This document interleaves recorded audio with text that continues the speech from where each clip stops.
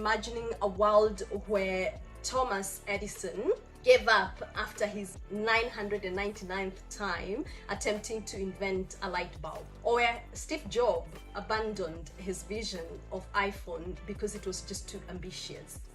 What would that world look like?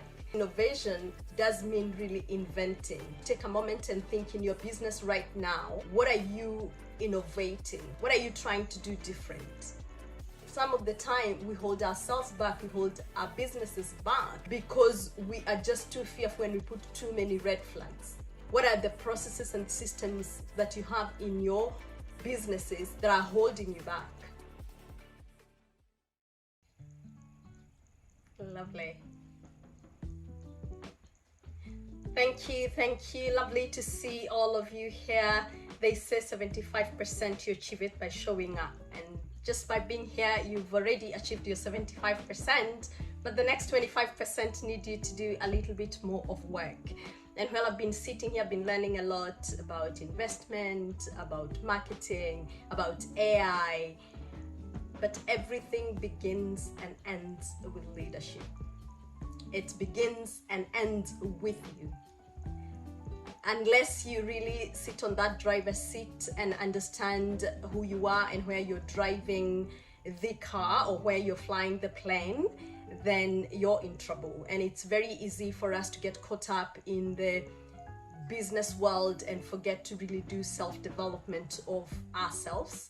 And today I'm just here to have a little bit of conversation of how we just have to remind ourselves to go back to who we truly are, to be able to show up authentically, and it's the only way then we can improve and change the way we trade, the way we invest, and the way we do business generally. And I want you to start by imagining a world where Thomas Edison gave up after his 999th time attempting to invent a light bulb, or where Steve Jobs abandoned his vision of iPhone because it was just too ambitious. What would that world look like? Today we've heard about AI, and I just want you to imagine a world where even internet didn't exist. What would it look like? In the year 2007, and the country where I come from, Kenya, there were so many people that were underbanked, and a group of people came together and revolutionized how the financial landscape of the country at the time, but what have now become PID or mobile money, or because somebody decided to take leadership and chose to do something differently and innovated. Now we use innovation at the best of time as just a buzzword. But innovation does mean really inventing, creating something from afresh. And I just want you to take a moment and think in your business right now, what are you innovating?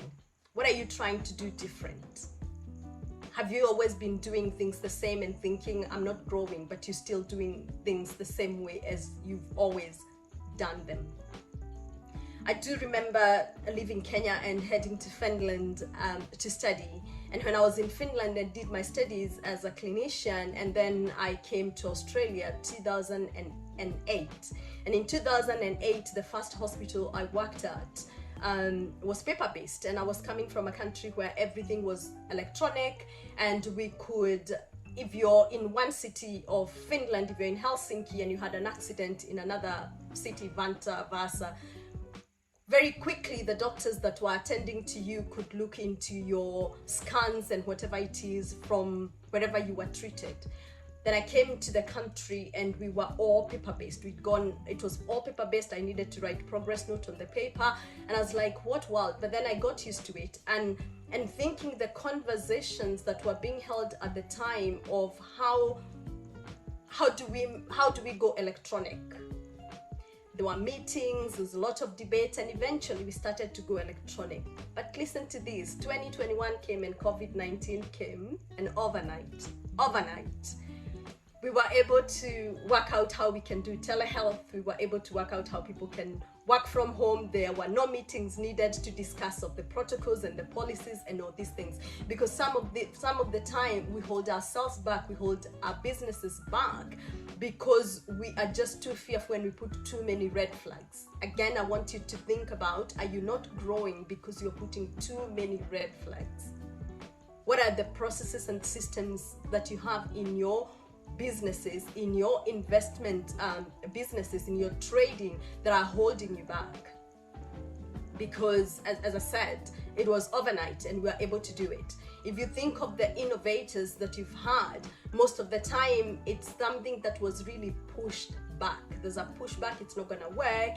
Are they crazy? What they're thinking it will never be. You can imagine when Steve Jobs was talking about a phone, this iPhone that people are gonna talk to, people would have thought they were crazy. But look at us today. It's the same conversation we are having about AI. Now, I'm just gonna share my screen really quick to just walk you through embracing innovation, the role of inclusive leadership in driving investment opportunities. And as we talk today, as much as it's about investment opportunities, think about it in the broader part of your lives that you could do. And today, I really want to talk about a marriage of innovation and inclusion, because that's where magic starts to happen. If we can just see people for who they are authentically and welcome them into our spaces, or even see yourself authentically and welcome yourself to where you are and meet yourself there, and be able to lead yourself to where you're wanting to grow, then magic starts to happen. It's no point just having innovation and talking about innovation just as a buzzword. But if we can marry innovation with inclusion, then magic starts to happen. If you think of companies like Google today that are doing exceptionally well, is because they have honed the idea of inclusive leadership really well. They brought in programs that are changing the world and changing the way we do business, the way people really, employees are treated in the business, and your employees are really your business. So if you own an investment business and you're teaching people how to invest, the people that are behind those scenes are your key people. I know we talked about AI, and AI is really important, but I did also hear Kylie talk about us not forgetting about the humanness. And people will buy you because they want to see the human part of you, whereas AI will enhance the things that you do that you need to really show up. So inclusion, meeting people where they are, and really welcoming the diversity of thought at your table. So I want you to think today, are you not growing? Are you not really meeting new investment opportunities, or people who are coming into your businesses because you've decided only a certain group of people who look a certain way, who think a certain way, are the only people that you talk to? And what is it that you can do to really bring diversity and inclusion into your company and into your organizations? So human beings, as we still sit in this status, we are either in survival mode, so the people that you're wanting to invest in you or to come into your investments, they're either in survival mode, where they're just thinking, I just want to feed my children. So when you're talking to them, you just need to remember, where are they? Are they in survival mode, or are they in that state of belonging and connectedness? Are they in a state where they've moved past, I just want to feed my children, now I have a little bit of money that I can invest, and I want to invest on people who do NDIS, for example? I did hear NDIS being talked about. Or are they really looking for success and fulfillment, that I've made all the money I've made in the world and now I just want to invest? So as you really go to think about bringing people to invest in your business, or you as an investor, where you're going to invest, you have to think about these three stages where people sit. Are they in survival mode? Because then your conversation is going to be different. Are they in that belonging and connectedness, where they want to do something for the greater good? Or are they in success and fulfillment, that now I want to create an impact in the world and I'm going to invest like that? Because this does really inform the way we invest. Values People invest based on values. Whether you believe it or not, people will always make decisions based on their values. What is it that they value? And for you to know what is it that your client, your customers value, you have to have conversation. It's deeper conversations. Really going deeper, asking why, and going deeper into that. But why? Why do you want to buy that house? Why do you want to invest in this investment? Why do you want to start to invest in the SMSF? And once you start to understand, then eventually you can lead into a conversation that can lead into conversion. But if we go really in and we're not understanding people's value, then we lose them as our customers. Human drivers, always, no matter what we do, in the 3 status, this as a human being, whether you know it or not, these are the drivers that drive you. Whether people want power, whether they want to be in control or influence, they're gonna invest like that. I want to invest because I want to invest in this particular suburb. I want to buy this particular property here because I want to feel influential. When I am in this suburb, it makes me feel influential. Or is it about money, where people want security and material things? I want an investment that tomorrow can buy me the yacht, an investment that tomorrow can actually make sure that I retire safely.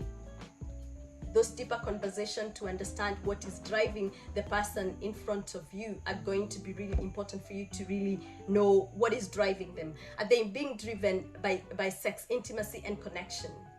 Yeah, I want to buy the house because it means everything for my wife.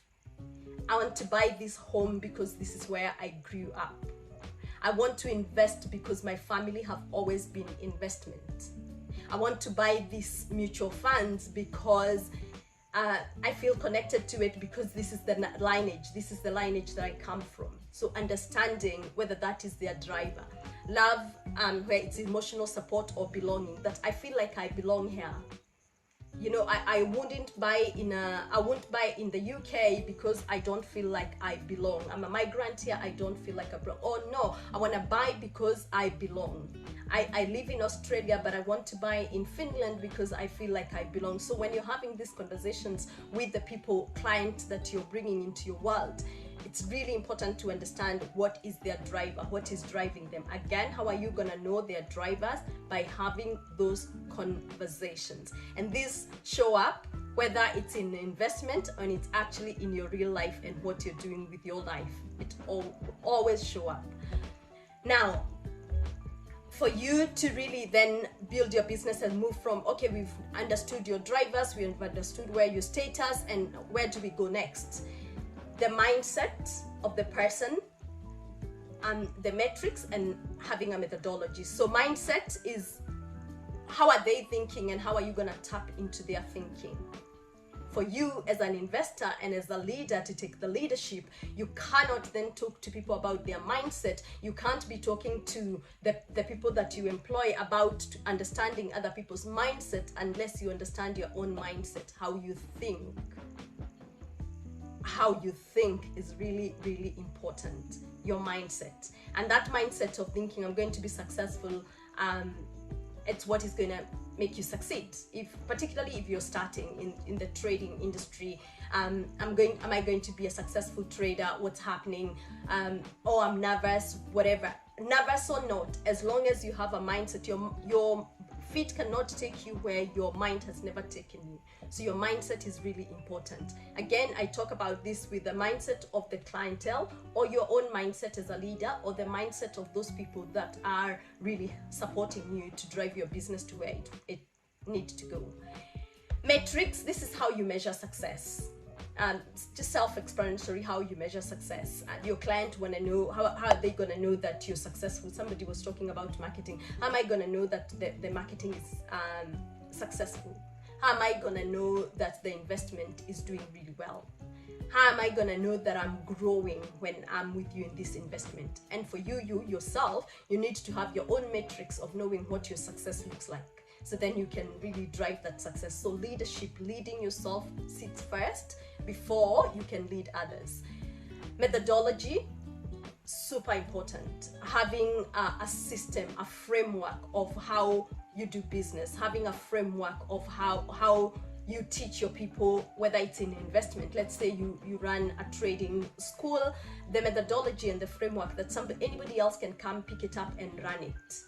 You don't always have to be there. System, the methodology. And this is where I want to spend a little bit of time talking about the methodology that I use to then support people, and I have used to support people to move from just where you're showing up to really authentically showing up as you and as a leader and as an innovative leader, to be able to innovate the methodology that I use. And I know it has worked, because this is whether I am in the health sector industry, which is where I spend most of my time, or whether I'm talking to entrepreneurs, again, an area that I am growing in talking with entrepreneurs. So leadership, we look at your IQ, and that's really important. Intelligence, that's why your CV, your portfolio, and all those things. IQ, we all know about that. Emotional quotation, we've heard a lot about how you manage your emotion. If you're a leader who panics, oh my goodness, it's COVID, and we all go into a panic mode. If you're an investor, if you're a panicky investor, it's just not gonna work. If you're that investor who, or your client, you need to know how to manage them. Is they panic and they wanna really sell when you know it's not the right time to sell, how do you manage them? Having that emotional intelligence, I'm not gonna focus on that because that's not what I'm here to talk about. But adaptation quotation, knowing how to deal and handle change. You can never innovate unless you're ready to change. Because innovation, as I started with, imagine a world where Thomas Edison, after his 999th time, he gave up.